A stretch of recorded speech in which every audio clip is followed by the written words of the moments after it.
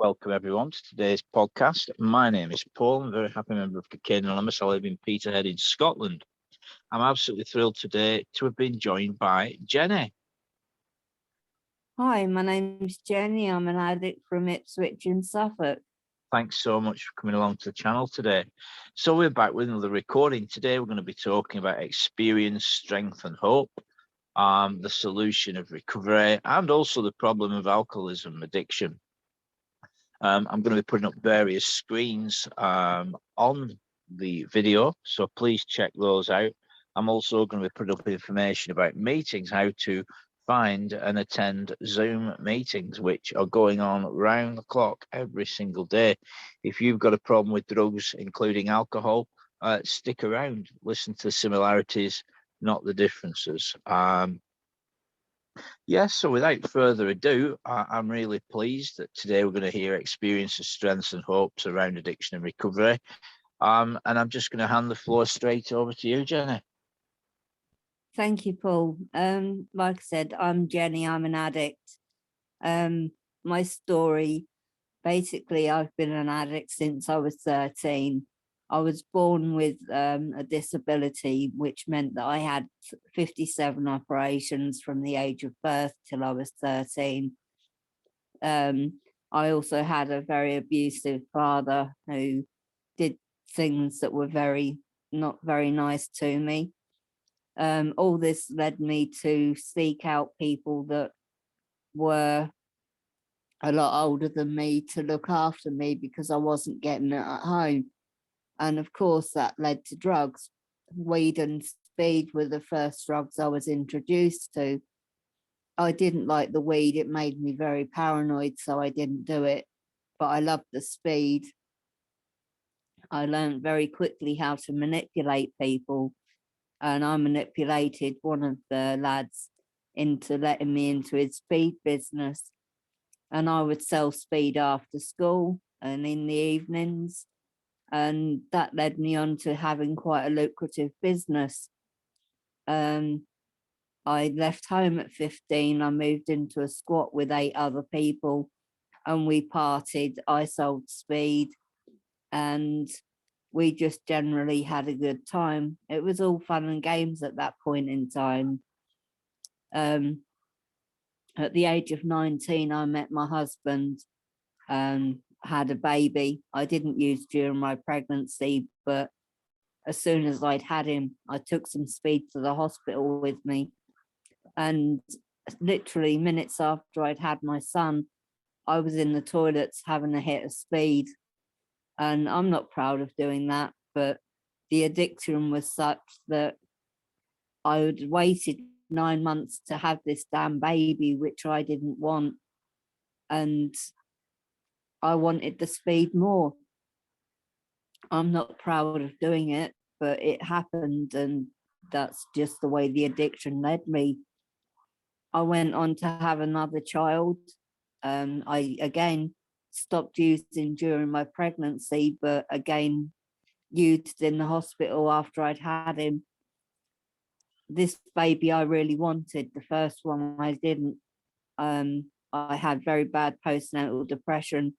I'm not sure whether it was due to the speed or whether it was down to just having a baby that I wasn't ready for. But my husband left me after 4 weeks of having my youngest son, leaving me alone with my addiction. I was working at this point. I was a very functioning addict. I'd send the children off to the childminders. I'd have my speed. And then I'd go off to work, a happy bunny, because I was high. But I was risking people's lives. I drove for a living. I was a sales rep. So I would gradually, I used to use at work, and it got on to the point where I was using 6 or 7 times a day. I would use to get up, I would use during the day, and I would use to go to bed. My drug usage progressed onto heroin and crack cocaine when I was about 24.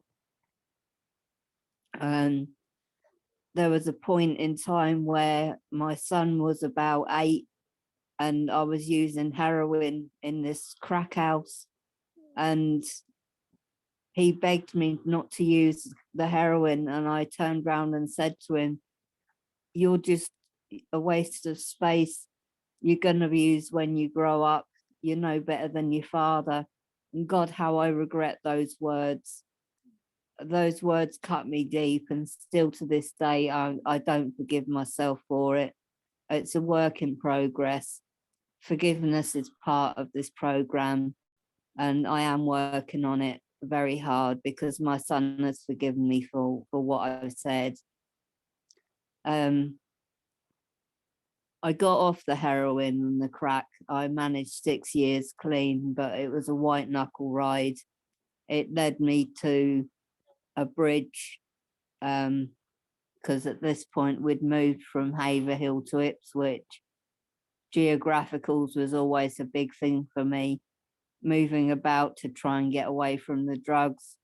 But at this point I wasn't working, so I had to find another way to feed my habit, because at this point, although I was clean for 6 years, when I got onto the bridge, I jumped, but a lorry driver had pulled over to talk me down, and he grabbed my wrist as I went over and saved my life. And God, did I swear at him. And I was so pissed off that he'd saved me, because I wanted to die, because I didn't see any way out. My children weren't enough. My cats weren't enough. My home wasn't enough. My feelings, I just couldn't cope with them, because nobody had taught me how to deal with my feelings. I just never learned how to just deal with life on life's terms. And that's what this program teaches you. But I'll get to that in a minute. Yeah, I ended up in a hospital for 3 weeks, where they just generally treated me with Largactol, which is a horrible drug. It makes your body not work, and your brain's like it's on speed. And I wasn't appreciative of that. So when I got out, the first thing I did was I picked up and I went back to the drug I knew, which was crack. And I carried on using crack until quite recently my son came to me. He's 26 now, and he said to me, "Mum, I'm drinking myself to death because you're still using." And that cut me deep, because he was drinking a bottle of rum a day, and I didn't know why, but I should have known better. I thought that I was using secretly in my room alone, but he was hearing the lighter click, and he was hearing the crack pipe suck. So he was knowing everything that I was doing, and he was drinking himself to death because I was still using. I found C.A.'s number in Facebook that day, and I made a call. I got hold of this man who was quite standoffish with me, told me that he couldn't talk to me because he was a man, but he could get hold of a lady who could speak to me in more depth. And I got put through to a lovely lady called Kate, who said she couldn't take me on because she had too many sponsees, but would pass me over to another lady who became my sponsor. But I didn't know what a sponsor was or what to expect. But she asked me 2 relevant questions. Was I done? And was I willing to go to any lengths? And God, was I done? I was more than done. And I was willing to do anything. If she'd have asked me to run around the neighborhood naked, I'd have done it, because I was just so desperate to stop, and I couldn't find another way of doing it. And so she introduced me to the 12 steps, and I had such a problem with admitting that I was powerless over the drugs. She tried to tell me I had a problem with alcohol too, but I didn't, or I thought I didn't. Alcohol had never been part of my problem. I only had a bottle of Bailey's at Christmas and on my birthday. But at that point in time, I did have a bottle of Bailey's because I'd bought one just for the sake of it. And she told me to pour it down the sink, to which I did. She rushed me through the steps after I'd finally got to grips with admitting that I was powerless over drugs and alcohol. And she took me through the steps.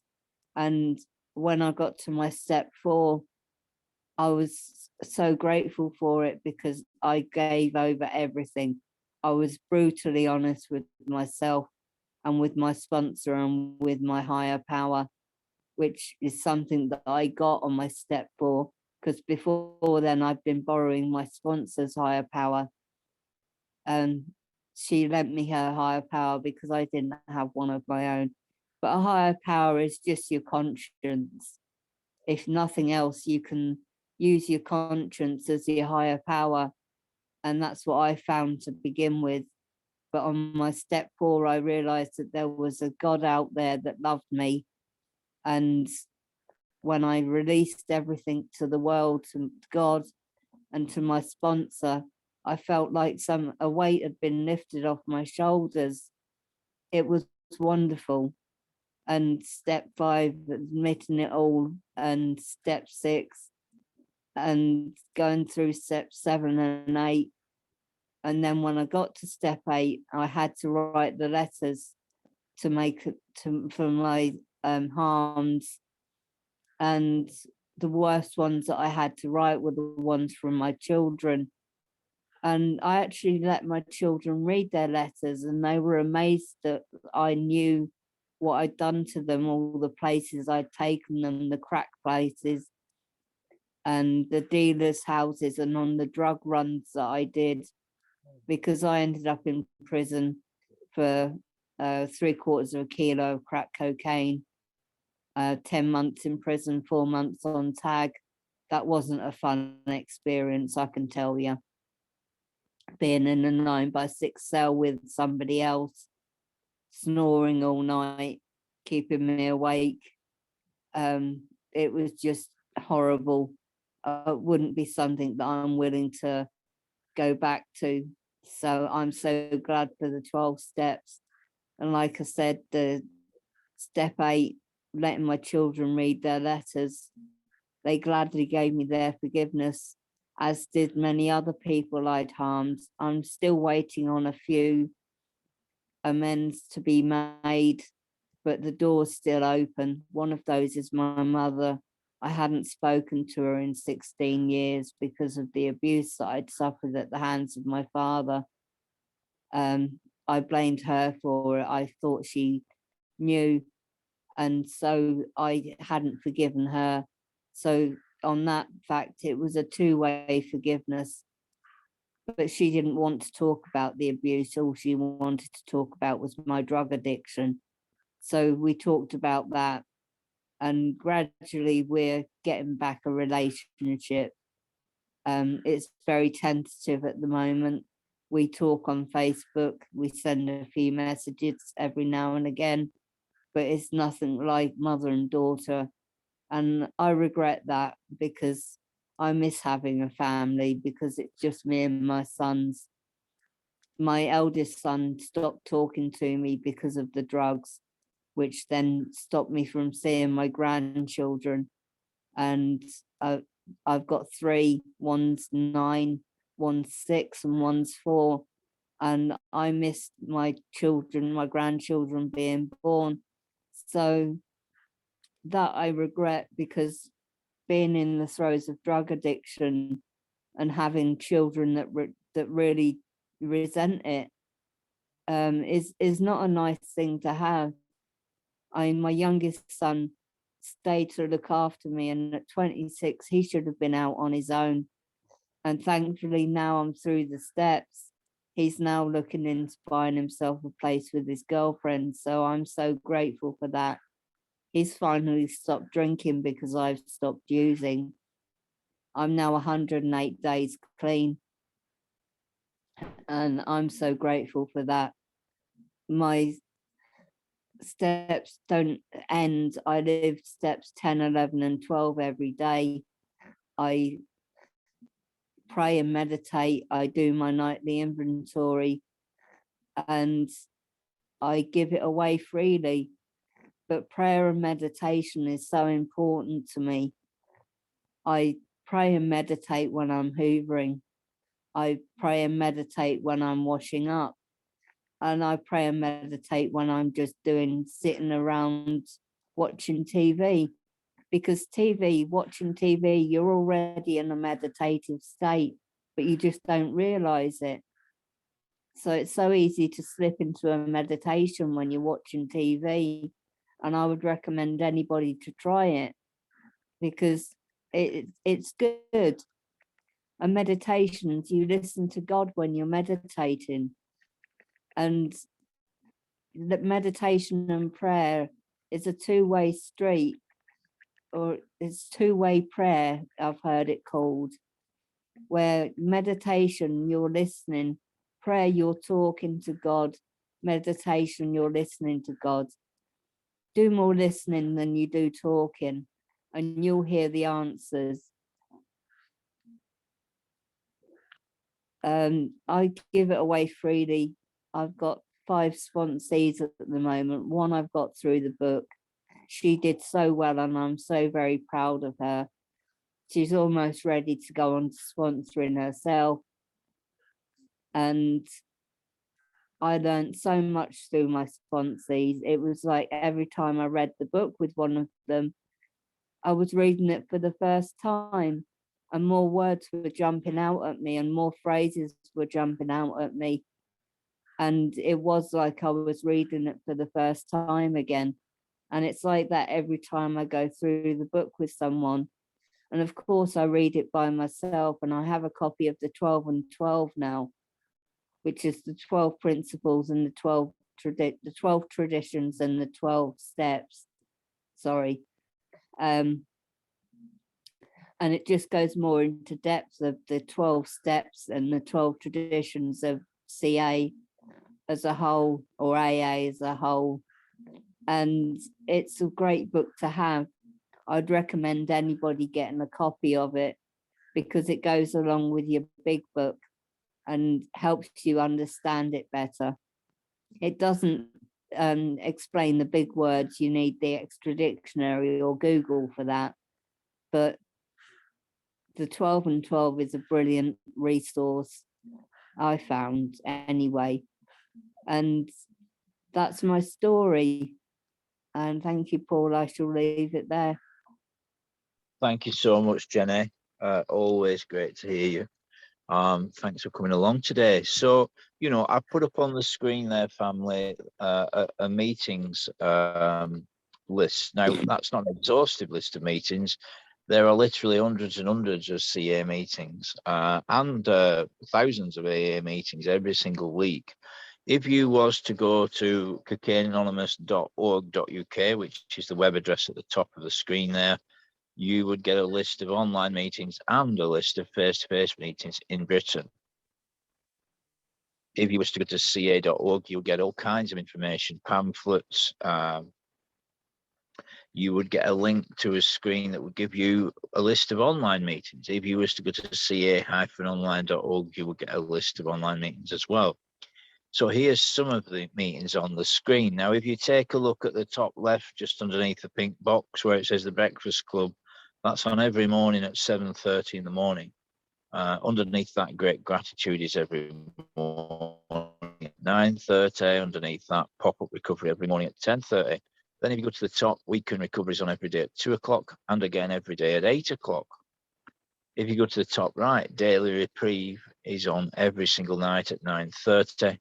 And underneath that, Reaching Out every night at 11. And underneath that, Tazana is on every night at midnight.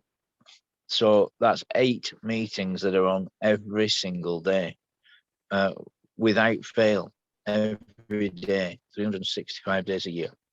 So there's lots of opportunities to hear stories of hope, faith and courage like we've just heard, where we can get encouragement and assurance and understanding and fellowship.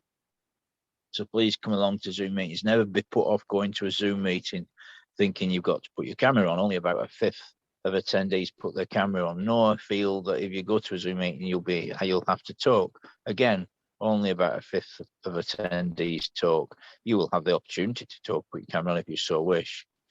So, if you're struggling with drug addiction, come along to a meeting, get connected, reach out to some members of the same sex that are also in recovery and get some support. A support group's really, really important. And, I was thinking about how you reached out. Did you say, Jenny, you rang the CA hotline because you saw something on Facebook about CA? Is that what you said? Yes, I mean, thank God for Facebook and the advert. If it wasn't for that, I wouldn't have rung and I wouldn't have got the help that I needed. And I'm so grateful that it was there.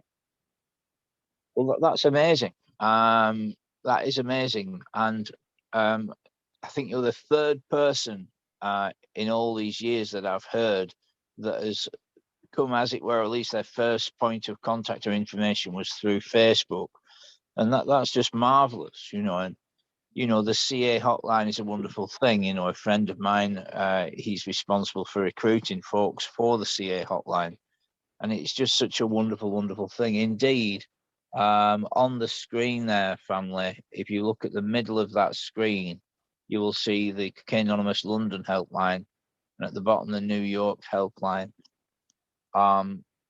If you're listening to this message and you're in trouble, we've also got the UK Samaritans, which is 116 123 from any telephone. And there's a lot of help out there, Jenny.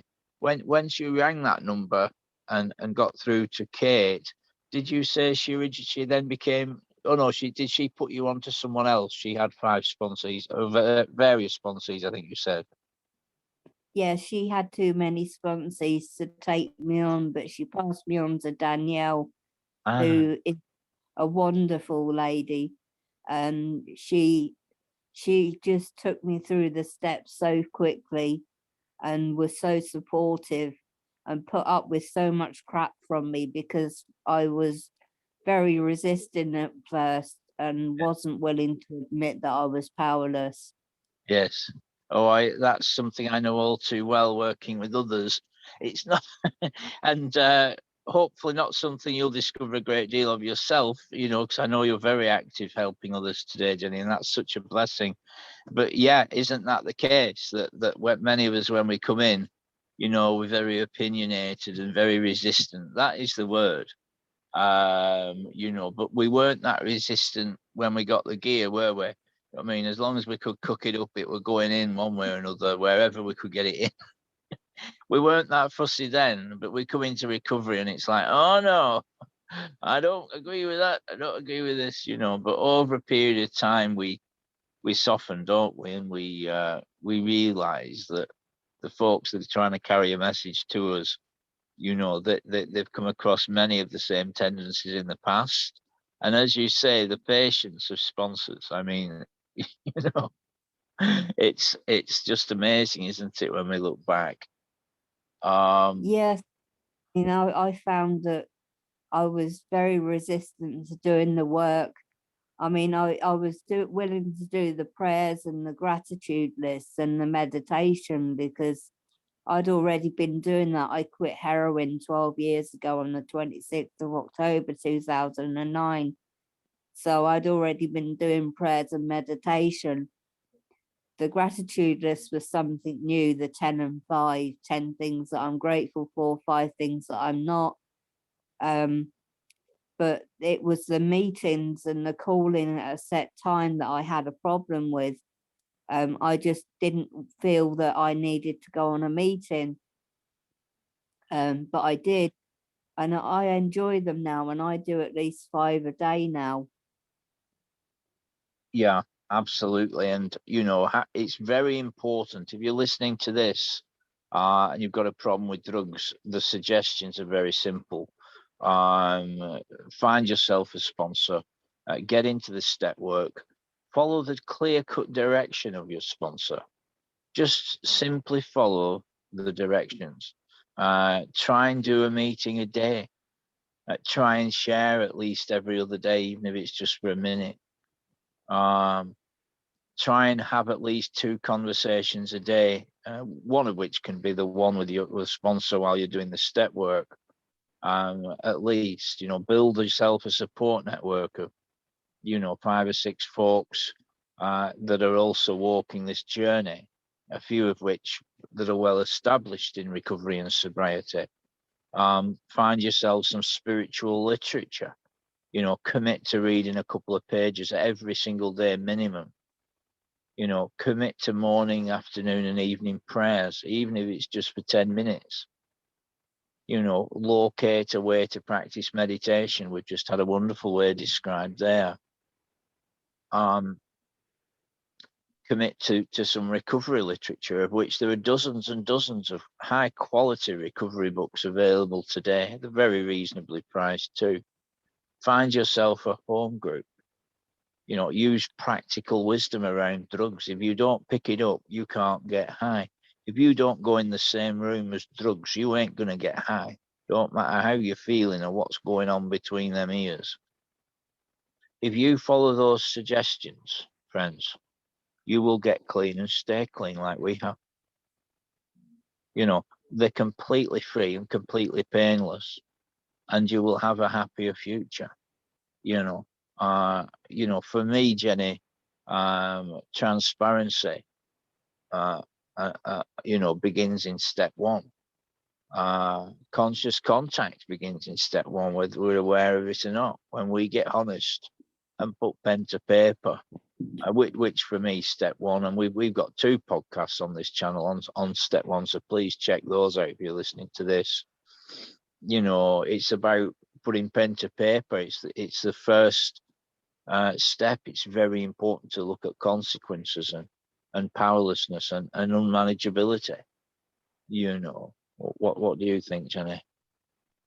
Well, that's the one I had the most problem with, was admitting I was powerless, because I didn't feel that I was powerless. I was still very resistant to that. It wasn't until my sponsor pointed out that if I picked up a drug, could I put it down again? And I couldn't. Once I started, I couldn't stop until I was doing things that I'm very ashamed of doing just to get my drugs. And so I was powerless over the drugs. So I had to admit it. Yeah, it's like Pringles. Once we pop, we cannot stop. And 1 is too many, and 1,000 was never enough. It was never just one night. Think of all the promises we made, Jenny. It'll just be tonight, this weekend. That'll be it. Just one more. There's never one more. We live to use, and we use to live. An addict is someone whose their whole life and thinking is centered in drugs. The getting and the using ways and means to get more. And the transformation and the use. Oh, go ahead. Yeah, the amount of promises that I made to my children that I would stop, and the amount of times that I broke those promises. We now have a way of doing it where I pinky promise, and you don't break a pinky promise. That is so and that's sweet. the way we do it. That is so sweet. Oh, bless your heart. Well, that is wonderful, because that is accountability, and it's so important, and that's what happens with the support network, and that's another thing some people struggle with. I would say probably around a third to half the men and occasionally women I work with, they really struggle with accountability, and building a support network. It's so important. No one's saying you've got to tell them your address or your bank balance or your surname. They're just people that you've got some kind of connection with.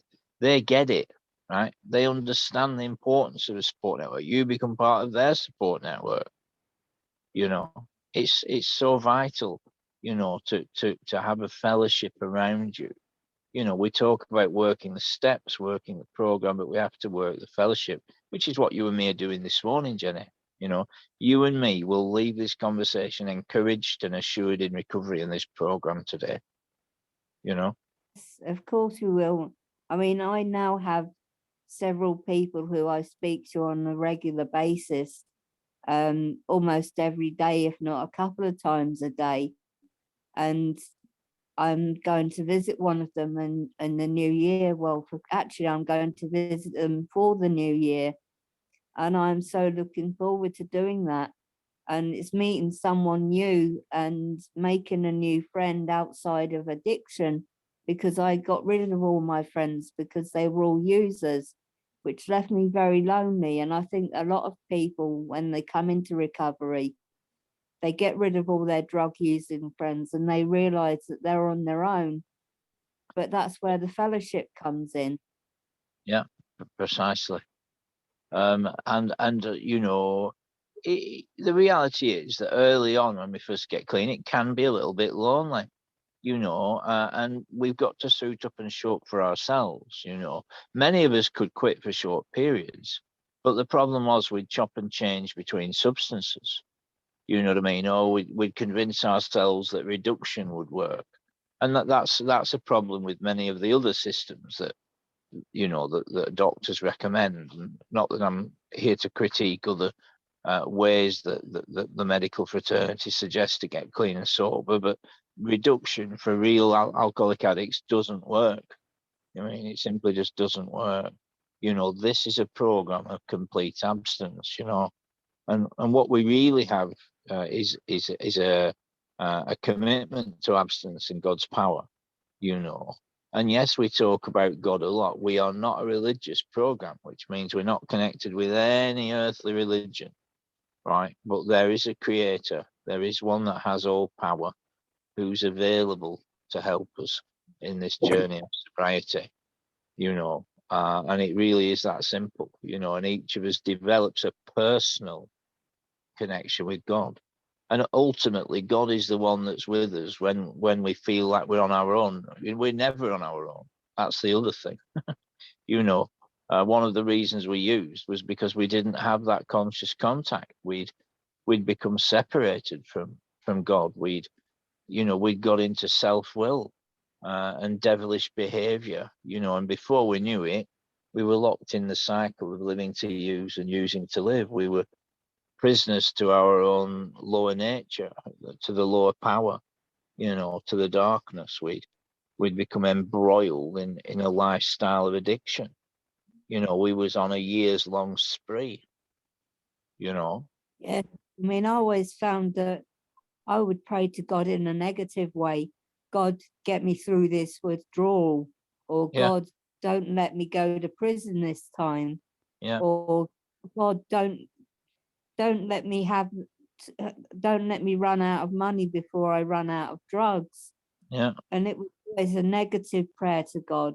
And now I pray in a positive way, and that gets me through the day. That's so beautiful. And there it is right there, see? And many of us, we get clean. It's like, oh no, I've got a problem with it. But as you say, when we were in trouble, suddenly we'd no problem. We'd no problem praying then. Help! You know, it's often said there's no atheists in a war. You know, when men and women have been in wars and the bombs are flying over and the machine gun bullets, there's no atheists in a war, you know. And we come into the calm of recovery and it's like, oh, I don't know about this, but you know, the reason why is because suddenly the problem has been removed. And let's talk about that for a few minutes, Jenny. You know, the problem is removed today, just for today, right? The drug problem's been removed from me and you. Well, yeah, and I do live every 24 hours. I don't look any further ahead than that. And Yeah, that's what my sponsor taught me, was you never look more than 24 hours ahead, because that's just too much to bear. yeah. And it's too much to put on yourself to look any more than 24 hours ahead. And it's just for today that you're clean and sober, and be thankful for that. That's really, really good. Yeah. Keep it in the moment. And you know, I mean, the spiritual principles behind our 12 steps, pardon me. And just to remind our listeners, there are 14 recordings on the steps, 2 on steps 1 and 2, So please check those out on this channel. Please get involved in the conversation below these broadcasts. If you'd like any help or assistance, please reach out to us and we will respond. You know, the spiritual principles behind the steps, which are things like repentance, a change of mind, a change of heart, change of direction, restitution, we make amends to those we have harmed. We don't like some of these words, but confession or admission, you know, we admit our character defects. Faith and trust, we come to believe. Willingness, devotion, commitment in step 3. You know, transparency is throughout the steps. These are all ancient spiritual principles. There's nothing new about them. They're just new to us. You know what I mean? And in the rooms, everything I've just shared is stuff I've heard over the years.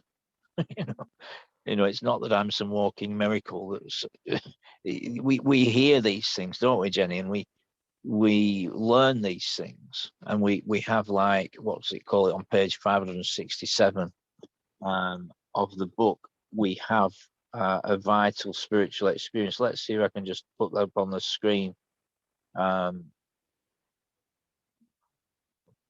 Let's see where we are now. 462, we're getting there. I find page 117, acceptance, a very poignant reading. I read it every day. Do you?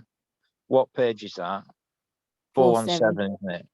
Yeah, I'll put that up in just a second. Let me just I just want to show our readers, our listeners or viewers, this here, the spiritual experience.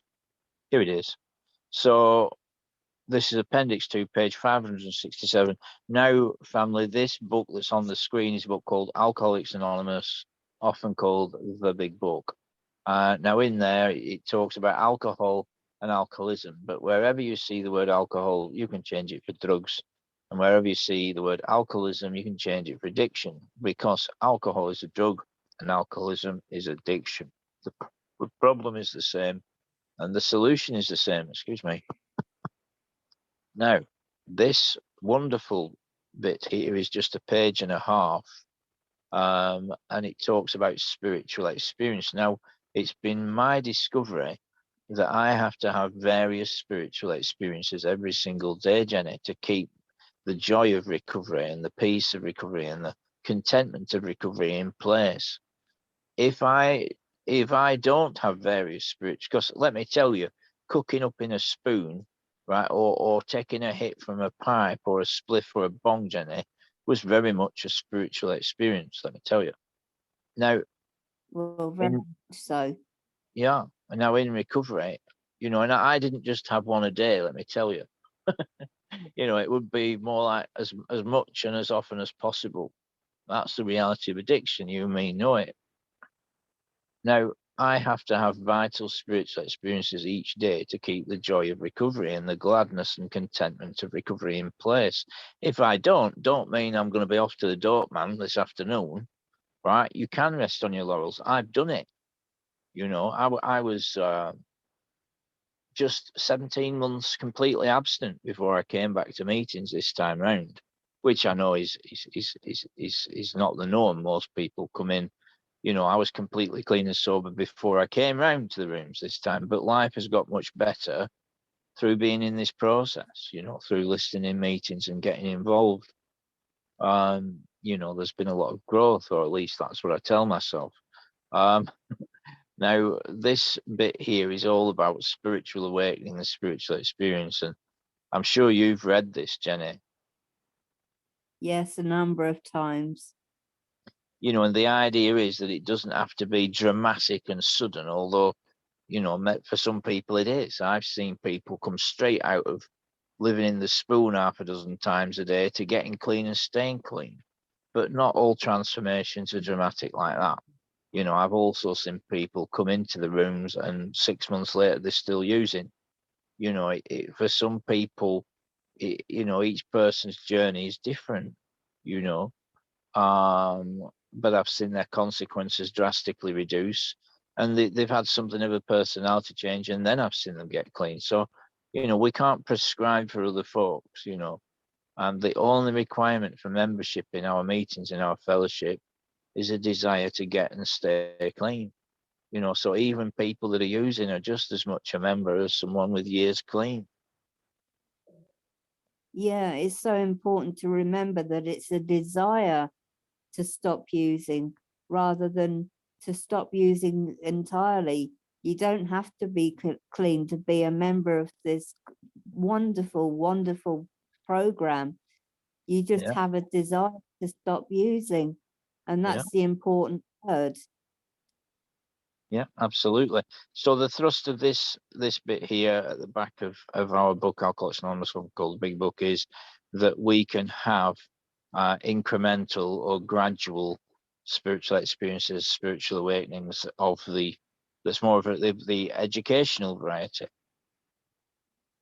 So I just wanted to put that on the screen. Feel free to check that out yourself, folks. Oh, by the way, this book, family, the Big Book, which is actually called Alcoholics Anonymous, can be listened to or read completely free anytime at aa.org, or can be downloaded as a free app from the Google Play Store, as can our second book, which is called The 12 Steps and 12 Traditions that Jenny mentioned earlier. So I'm just going to see if I can locate 417. Oh, nearly. Look at that. I'm getting a little bit better at this. That's my story in recovery with life, Jenny. Seems to be getting a little bit better. Oh, no, wait a minute, let's find this.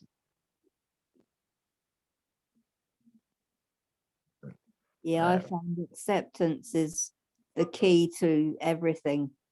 And it helped me so much, and especially this reading on acceptance.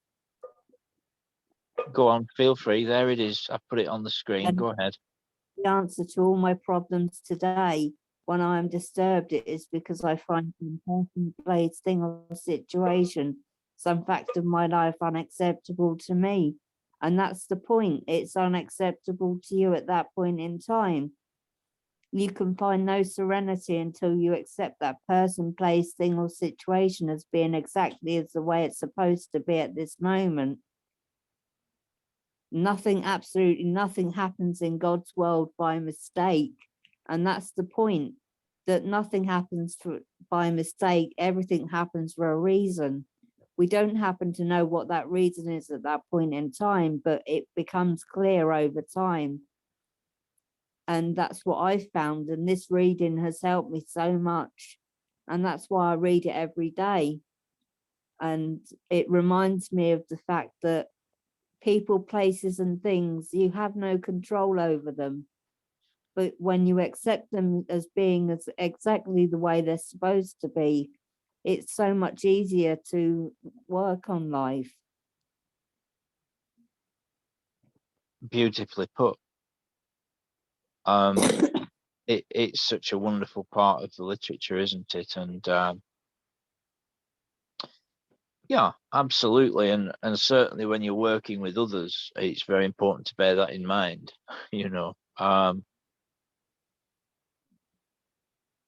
Yeah, I mean, the old adage is that God wants to do more in us than he does through us, and that we need to be the change that we want to see in others. I mean, let's talk about contentment in recovery. I mean, it's been said that what we really have is a daily reprieve based upon the maintenance of a fit spiritual condition. Because if I have a fit spiritual condition, which is through conscious contact with God, then I ain't going to drink and use. I just ain't, because I'm in this process of maintaining a daily program of action where I have things in place every single day that will give me vital spiritual experience, which will keep me content to be sober. In my experience, Jenny, over the years, persons that waver and use and drink again often it's because they're just not happy to be sober, which might sound like an obvious statement, but I think it's quite an important one. Now just because I'm clean and sober and I've got service and I'm helping others doesn't mean I'm necessarily always happy. Well, no, you don't have to be happy all the time, but that's again acceptance. It's just accepting life on life's terms, and you're not going to be happy all the time. And you just have to accept that life's going to throw you a few curveballs. It's how you deal with it that's the important thing. And it's important that you don't rush out and use on it, and that you work your program into everything. If you're feeling a bit down, phone someone in the fellowship or in your group of friends, and reach out to them and they will help you. You ask them how their day is, rather than being selfish and asking them to listen to your crap all the time. And you then find you get out of your own head much more. And once you're out of your own head, you no longer feel the need to use. And I find that's very important. Absolutely. And I like what it says further down there. All the world's a stage, and all the men and women merely players. And he forgot to mention I was the chief critic. I remember another old saying, the critic becomes the cripple. So it's an old saying, when someone's critical, there's like a spiritual withering takes place. It's just not good to be critical. Now, we live in the real world, Jenny. There's lots of things we can be critical of, the government, ex-partners, family members, people in meetings. We could easily become critical. But I believe it's unhealthy to be critical. Of course, we have to have a sound judgment, a sound understanding, and no one's saying we don't have to have correct observation, but it's not good to be critical. I don't think, if we're constantly looking for flaws, you'll find them in everyone you meet. Well, exactly. I mean, when I'm looking at my sponsees, I give them 3 strikes before I drop them. And I've just had to unfortunately lose one of my sponsees because she wouldn't stop relapsing. I gave her 3 chances and I kept asking her, are you done? And she kept saying, I'm done. But then she went out and used again. So I told her, you're not done. Come back to me when you are. I'm willing to take you back on, but you've got to be done. Yeah. And that's just so important. Absolutely. I mean, that's one of the difficult areas working with others, and no doubt many of our listeners are interested in working with other people, and many of them will be currently working with other people, and that is the very difficult area, and I'm very similar, Jenny. However, there are times when I do make exceptions, because love and tolerance is our code, and I know you're very gracious as well. But ultimately, you do have to draw a line in the sand eventually. It's not easy working with others, and I like what it says there. When I complain about me or you, I'm complaining about God's handiwork. I'm saying I know better than God. So it is all about acceptance. It absolutely is. Yeah, I'm so pleased you pointed that out in the book. Yeah, it's one of my favorite readings. Like I said, I read it every day. That along with On Awakening, which I read every morning. Is that page? Which page is that? 86. I thought it was. Hold on. No.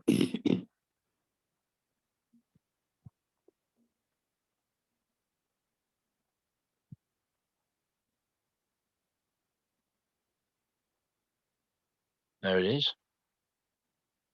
Is it 80? Oh, there it is. Yeah. Just think about the 24 hours ahead. We consider our plans for the day. Before we begin, we ask God to direct our thinking, especially asking that there be divorce from self-pity, dishonest or self-seeking motives. Under these conditions, we can employ our mental faculties with assurance, for after all, God gave us brains to use. Yes, that Yeah. that that line is very important, because God did give us brains to use, and if we use them for good things like staying clean and sober, reaching out to other fellows, being of use to others, we won't use. But if we work away from God and work on our own, we're going to go out and use, because our mind tries to play tricks on us, and it tells us lies all the time.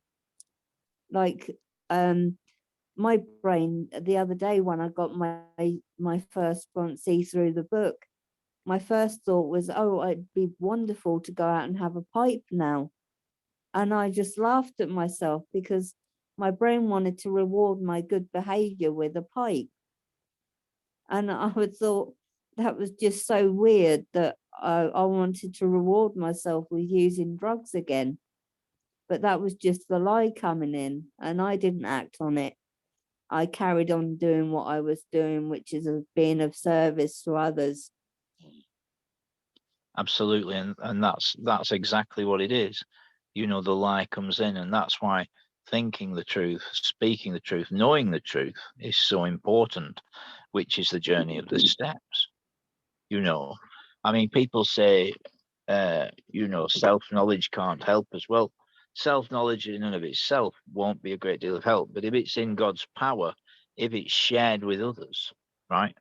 The knowledge of these rooms, the wisdom of these rooms is very, very useful, because we learn about these things. We learn that there is a liar, there is delusion, there is the lie that in a pillar of portion liquid powder rock is something that God's not giving us. That is a lie.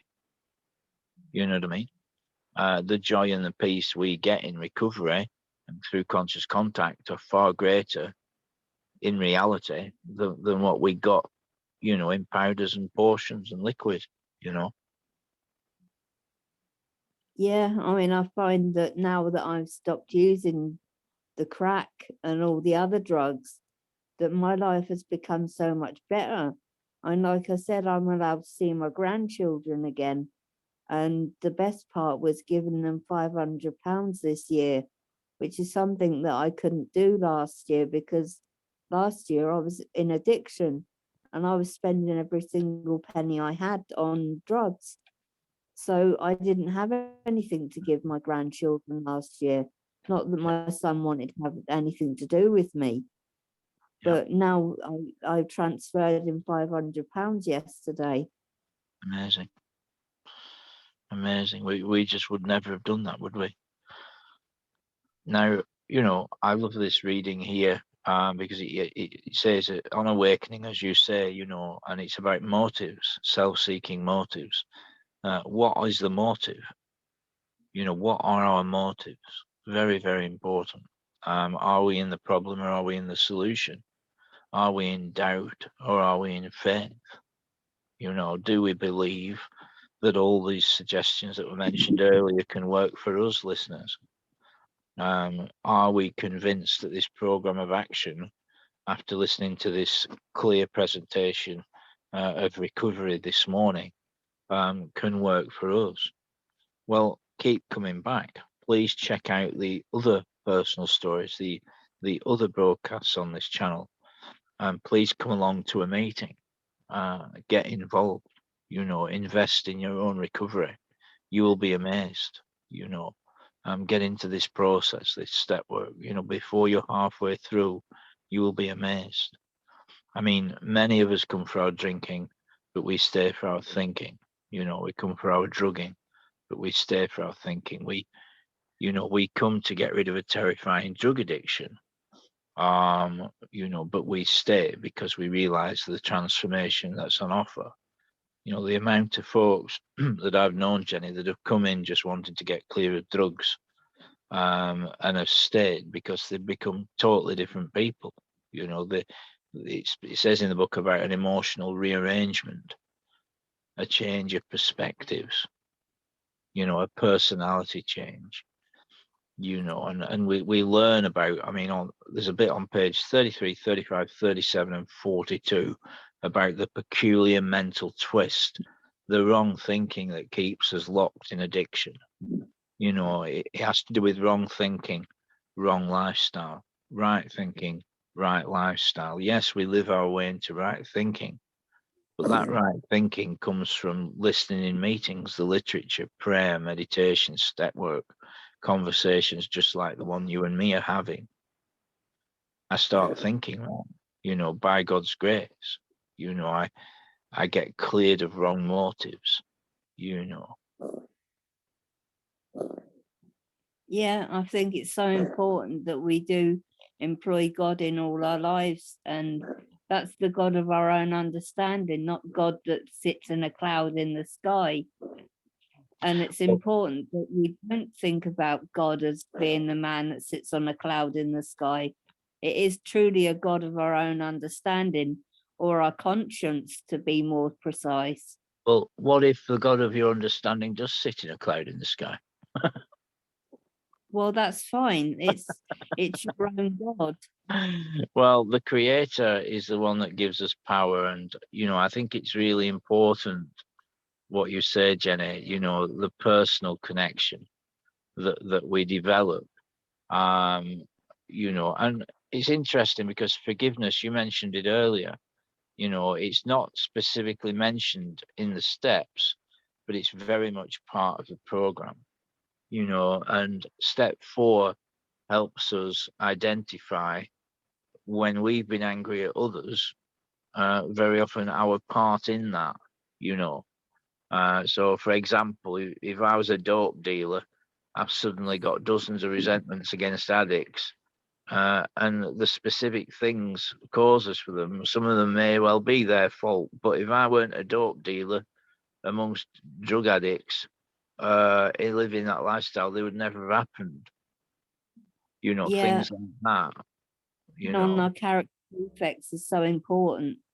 And I found that I had so many character defects that I needed to work on. And working through them, I went down to the beach and I set it. I wrote all my character defects on a piece of paper, set light to them, and then set them to the sea. But not yeah, a lot of people have the luxury of living next to the sea like I do. yes, yeah. Well, I have to say that's been absolutely marvelous talking with you today. I want to thank you for coming on the channel. It's always great to hear you. And remember, family, come along to some meetings. Feel free to rewind and to pause this podcast. What I shall do is, for the last minute or two, I will locate the file of slides again like that and put up the meetings list for the end of the broadcast. You know, is there anything else you'd like to share for the last minute or two with our listeners, Jenna? Just keep coming back. If you relapse, you might not be so lucky to be able to come back.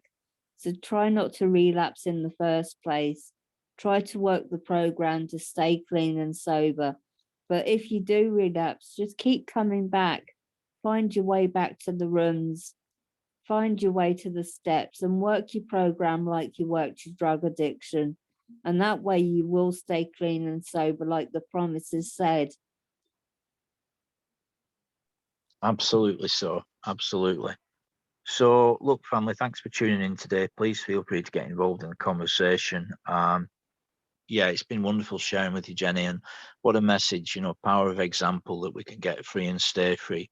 And, you know, it is a program of complete abstinence, but whether you was a binge drinker or a homeless crack and heroin addict, recovery can work for you. It absolutely can. You know, a better future is available. We keep an open mind. We get into the literature, the fellowship, the step work, and life changes. You know, we can have a life beyond our wildest dreams in these rooms. Look, thanks so much, Jenny. That's been marvelous. Okay, please stay connected. Take care of yourselves, folks. Thanks again, Jenny. Thanks for your service today. Thank you, Paul. You're welcome. Bye-bye.